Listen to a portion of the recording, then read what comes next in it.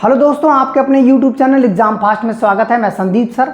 आज आप लोगों को करंट अफेयर्स 20 जून 2024 के बारे में बतलाऊंगा, जो कि न्यूज़पेपर का बेहतरीन कंटेंट है, जो आपके आगामी किसी भी परीक्षा में आप यदि बैठते हैं तो यहाँ से करंट अफेयर्स आना स्वाभाविक है। तो चलिए हम लोग बात करते हैं आज के करंट अफेयर्स की, जो कि हर एक सेक्टर से लिया गया है। पहला क्वेश्चन देखिए इन्वायरमेंट से है, जो कि काफ़ी महत्वपूर्ण है। यहाँ पर बात करता है कि ऊर्जा बदलाव सूचकांक में भारत का कौन सा स्थान है। मतलब कि जो परंपरागत ऊर्जा है उसमें नवीकरणीय ऊर्जा की तरफ बढ़ने में भारत का कौन सा स्थान है। तो हम लोग किस स्थान पे हैं? 63वां स्थान पे हैं ऊर्जा बदलाव सूचकांक 2024 में। ठीक है, इसे कह सकते हैं कि विश्व आर्थिक मंच द्वारा जारी किया जाता है और इस सूचकांक में स्वीडन जो है वो पहले नंबर पे है। यदि पूछेगा कि इस सूचकांक में पहले नंबर पे कौन है, तो पहले नंबर पे आपका स्वीडन है।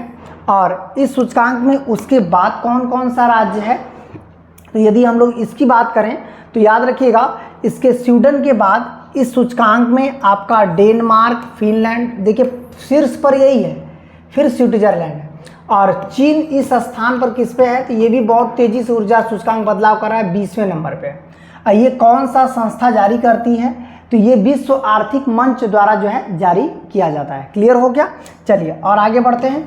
अगला क्वेश्चन हो जाएगा कि हाल ही में प्रधानमंत्री द्वारा किस राज्य में वैश्विक स्तर पर शिक्षा का केंद्र नालंदा विश्वविद्यालय का उद्घाटन किया।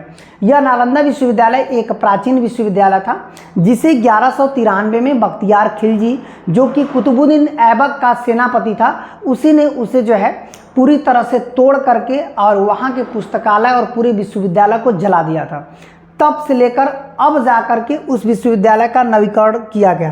तो इसका मतलब है कि वो जो नालंदा विश्वविद्यालय है ये किस राज्य में है, तो क्या हो जाएगा? बिहार में है। तो याद रखिएगा यही नालंदा विश्वविद्यालय जिसे बख्तियार खिलजी ने 1193 में तोड़ा था, जो कि ऐबक का सेनापति था। तो चलिए हम लोग और बात करते हैं। इसे बौद्ध शिक्षा का केंद्र भी कहा जाता है। हाल ही में मंगल पर किन 3 शब्दों का प्रयोग अध्ययन के लिए किया गया था, इनमें से कौन सा एक शब्द नहीं है? तो जो हमारा मंगलयान है, तो मंगलयान लगातार वहाँ पर काम कर रहा है और मंगलयान वहाँ पर 3 स्थानों पर 3 शब्दों का इस्तेमाल किया है। हालांकि इसी को डेवलप करते हुए अब मंगलयान 2 भी जाएगा। मंगलयान 2 जो है 2000 कह सकते हैं कि 25 से पहले जाएगा। अब यहाँ पर बात करते हैं लाल, मुर्सना और हिल्सा, ये वहाँ के 3 नाम हैं।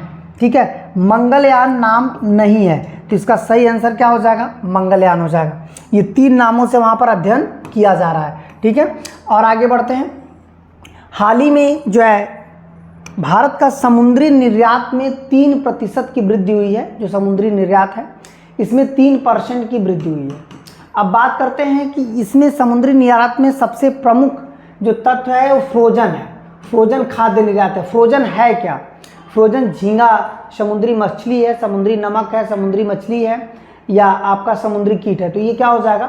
ये समुद्री जो है झींगा समुद्री खाद्य निर्यात प्रसंस्करण है, जो कि समुद्री मछली है। तो इसी को हम लोग बोलते हैं। देखिए ये झींगा है, ये सबसे ज़्यादा इस समय इसमें क्या होता है, इसमें प्रोटीन की मात्रा काफ़ी ज़्यादा होती है। प्रोटीन की मात्रा सबसे ज़्यादा होती है। ये स्वास्थ्य के लिए बहुत ही लाभदायक होता है। ये स्वास्थ्य के लिए काफ़ी लाभदायक होता है, जिसे हम लोग झींगा मछली कहते हैं। ठीक है, चलिए और आगे बढ़ते हैं। ये निर्यात में भारत जो है शीर्ष स्थान पर रखता है। अब बात करते हैं वैश्विक लैंगिक सूचकांक में भारत का कौन सा स्थान है, मतलब विश्व स्तर पर जो लैंगिक सूचकांक है। तो यहाँ पर 2 स्थान, 2 पायदान पिछले वर्ष 2023 की अपेक्षा पिछले वर्ष 2 पायदान और गिर करके इस बार कहाँ पर चला गया है? 129 पर। इसे भी कौन जारी करता है? विश्व आर्थिक मंच ही जारी करता है। इस सूचकांक को यदि पूछेगा कौन जारी करता है, तो विश्व आर्थिक मंच द्वारा जो है जारी किया जाता है।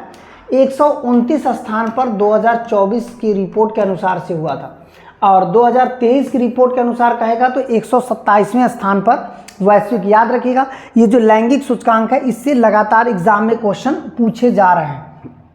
क्लियर हो गया? अब देखिएगा, अब इसके बाद अगला क्वेश्चन आपका हो जाएगा।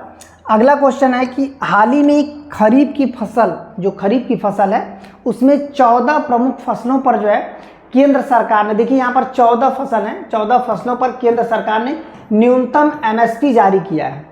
और इसमें से धान की फसल पर क्या जो है एमएसपी जारी किया गया है, 2250, 2300, 2400 या 2450। तो धान की फसल पर 2300 है।